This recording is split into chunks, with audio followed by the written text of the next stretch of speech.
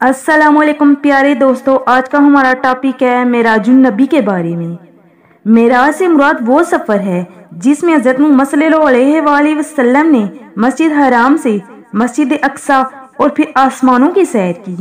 سفر معراج کے دو حصے ہیں۔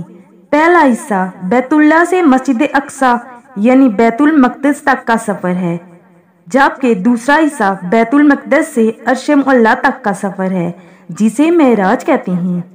ایک رات حضرت محمد صلی اللہ علیہ وآلہ وسلم آرام فرما رہے تھے کہ حضرت جبرائیل علیہ السلام آپ صلی اللہ علیہ وآلہ وسلم کے پاس حاضر ہوئے اور آپ صلی اللہ علیہ وآلہ وسلم کے دل کو زمزم کے پانی سے دھویا۔ پھر جنت سے لائی گئی ایک سواری براق پیش کی گئی۔ آپ صلی اللہ علیہ وآلہ وسلم اس پر سوار ہو کر بیت المقدس تک پہنچے۔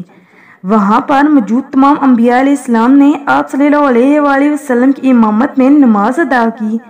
اس کے بعد آپ صلی اللہ علیہ وآلہ وسلم دوبارہ براق پر سوار ہوئے اور آسمانوں کی طرف سفر شروع کیا۔ آسمانوں پر آپ صلی اللہ علیہ وآلہ وسلم کی ملاقات مختلف انبیاء سے ہوئی۔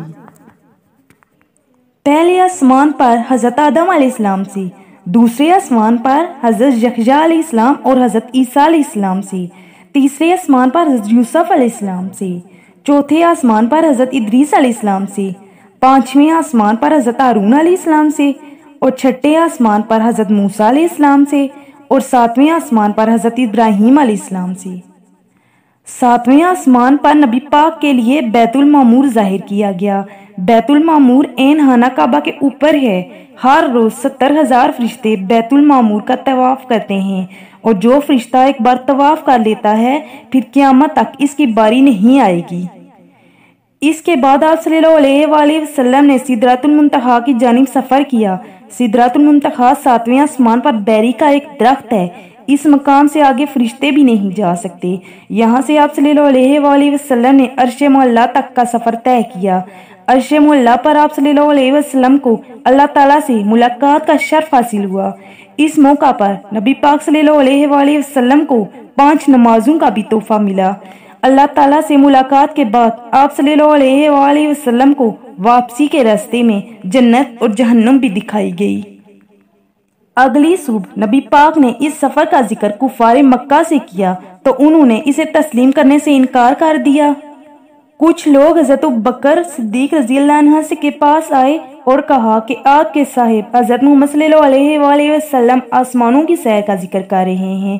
اس پر حضرت ابوبکر صدیق رضی اللہ عنہ نے ان سے کہا کہ اگر یہ الفاظ آپ صلی اللہ علیہ وآلہ وسلم کی زبان مبارک سے ادا ہوئے ہیں تو میں ان کی تصدیق کرتا ہوں۔ اس واقعے سے ہمیں آپ صلی اللہ علیہ وسلم کی عظمت و بزرگی کا پتہ چلتا ہے۔ اس واقعے سے ہمیں یہ سبق بھی ملتا ہے کہ وقت کا چلنا اور فاصلوں کا سمٹنا سب اللہ تعالیٰ کی قدرت سے ہے۔ اللہ تعالیٰ جب چاہے وقت کی رفتار کو روک لے بے شک، اور زمین اور آسمان کے فاصلوں کو اپنی قدرت سے سمیٹ دے۔ ہمیں نمازوں کے تحفے کی قدر کرنی چاہیے اور نماز کو باقاعدگی سے ادا کرنا چاہیے بے شک۔